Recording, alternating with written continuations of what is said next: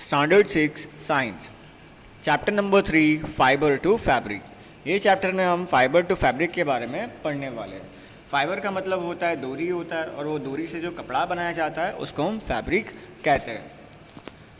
पहले and Boojho won the first prize in a science quiz competition held at their school.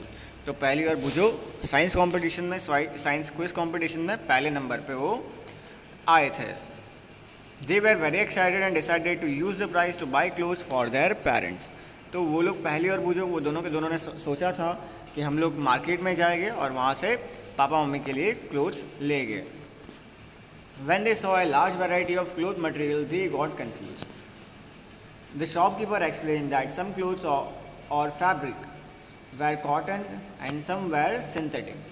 तो कुछ जो कपड़े थे वो कॉटन के बने हुए थे और कुछ कपड़े थे वो सिंथेटिक के बने हुए थे। सिंथेटिक का मतलब होता है जो कपड़ा इंडस्ट्री से बन के आया हो, और कॉटन का मतलब होता है जो कपड़ा प्लांट से बन के आया हो।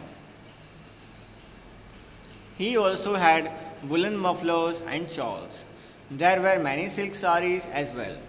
Pele and Bujo felt very excited. They touched and felt these different fabrics. Finally, they bought a woolen muffler and a cotton sari. तो finally उन लोग ने एक वुलन मफलर लिया और एक कॉटन साड़ी ली at last. After their visit to the cloth shop, Pele and Bujo began to notice various fabric in their surrounding. They found that bed sheets, blanket, curtain, tablecloths, towels and dusters were made from different kind of fabric. तो उन लोग ने notice किया कि सारे के सारे जो कपड़े हैं बराबर वो अलग अलग तरह के मटेरियल से बने हुए, मतलब अलग अलग तरह के फाइबर से बने हुए हैं। Even their school bags and their gunny bags were made from some kind of fabric. तो उनके जो स्कूल बैग्स है और गनी बैग्स है वो भी अलग कपड़े से बने हुए हैं।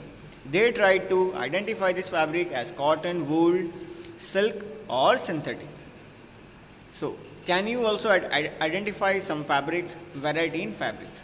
पहली activity, visit a nearby tailoring shop, collect cutting of fabric left over after stitching. Feel and touch each piece of fiber. Now try to label some of the fiber as cotton, silk, wool or synthetic after asking for help from the tailor. तो आप क्या करो, Taylor के पास जाओ, उनके जो कपड़े कटे हुए होंगे, उनके जो कपड़े बनाते तो कुछ हिस्सा जो कट जाता है वो नीचे फेंक देते हैं। तो आप क्या करो, ऐसे जो हिस्से जो कटे हुए हिस्से है उसको जमा कर दो और बाद में टेलर को पूछो कि ये कौन सा, ये कॉटन है, वूल है। तो उनसे पूछ के आप बाद में उसके बाद में आप लिख दो कि ये कपड़ा कॉटन है, ये कपड़ा वूल है, इस तरह से। Do you wonder what this different fabrics are made of? When you look at any fabric it seems continuous pieces. Now look at it closely, what do you notice? Activity 2. Select a piece of cotton fabric you label as in activity 1. Now try to loose thread or yarn at one of the edges and pull it out. If no loose yarns are visible, you can gently pull one out with a pin or a needle. We find that a fabric is made up of yarn. Arrange together what are these yarn made up of. तो आपने देखा कि fabric मतलब जो कपड़ा है वो किससे बना होता है, यान से बना होता है। और यान का मतलब क्या होता है, जिससे यहाँ पे हमने पढ़ा, यान का मतलब क्या होता है, एक लूज थ्रेड होता है, डोरी को एक लूज थ्रेड होता है जिनको यान कहा जाता है। ओके, अभी फाइबर के बारे में हम पढ़ते हैं। Activity 3, take out a yarn from a piece of cloth fabric. तो अभी एक कपड़े में से आप कपड़े का जो एक धागा है वो ले लो। Place this piece of yarn on the table. Now press one end of the yarn with your thumb and scratch the another of the yarn along its length with your nails as shown in figure. Do you find that at this end the yarn splits up into 3 thin strands? तो आपको क्या करना है, एक and में आपको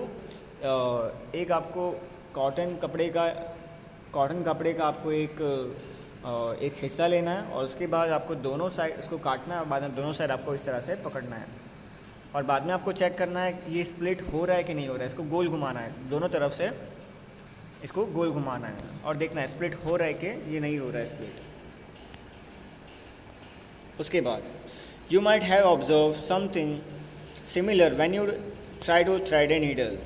Many a time the end of the thread is separated into a few thin strands. This make it difficult to pass the thread through the eye of the needle. The thin strands of thread that we see are made up of still thinner strands called fiber.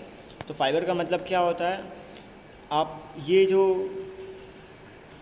कपड़े में आपने जो निकाला है बराबर, ये क्या है? यान है, और यान को आप बाद में अलग करो, यान को आप अलग करोगे तो एक यान बहुत सारी डोरियों से बना होगा और वो डोरियों को कहा जाता है फाइबर कहा जाता है। Fibre are made up of yarns, तो fabric are made up of yarn and yarn are further made up of fibres. Where do this fibres come from? तो हमने जैसा यहाँ पे देखा फैब्रिक किससे बना होता है? यान से बना होता है, और यान किससे बना होता है? फाइबर से बना होता है। The fibre of some yarn fabrics such as cotton, jute, silk and wool are obtained from plants and animals. These are called natural fiber. तो natural fiber क्या होता है? जो फाइबर हमें प्लांट से मिलता है। Cotton and jute are example of fiber obtained from plants. Wool and silk are obtained from animal. तो wool और silk कहाँ से मिलता है? एनिमल से मिलता है। कॉटन और जूट कहाँ से मिलता है? प्लांट से मिलता है। Wool is obtained from the flick of ship और गोट। तो जो गोट और जो शिप की जो बाहर की जो उनका बाहर के जो उनके बाल होते हैं उससे बनाया जाता है ये। It is also obtain from the hair of rabbit, yak and camel. Silk fibre is made from the cocoon of silk worm. For thousands of years natural fibre were the only ones available for making fabrics. In a last 100 year or so को fibre are also made from the chemical. तो हज़ारों साल तक खाली हम natural fibre को ही use करते आ रहे थे। बाद में क्या हुआ? Let's see. बाद में हमने सीखा कि किस तरह से हमें फ़ाइबर को बनाना है, तो तब से हम सिंथेटिक फाइबर को भी बनाने लगे। Substance which are not obtain from plant और animal sources, this are called synthetic fibre. मतलब जो प्लांट और एनिमल से जो फाइबर जो कपड़े हम बनाते हैं प्लांट और एनिमल से नहीं आते, उसको हम कहते हैं सिंथेटिक फाइबर कहते हैं। Some example of synthetic fibre are polyester, nylon and acrylic. तो कुछ एग्जांपल यहाँ पे बताए हुए पॉलिस्टर, नायलॉन और एक्रेलिक, ये ऐसे फाइबर्स है जो सिंथेटिक फाइबर्स है।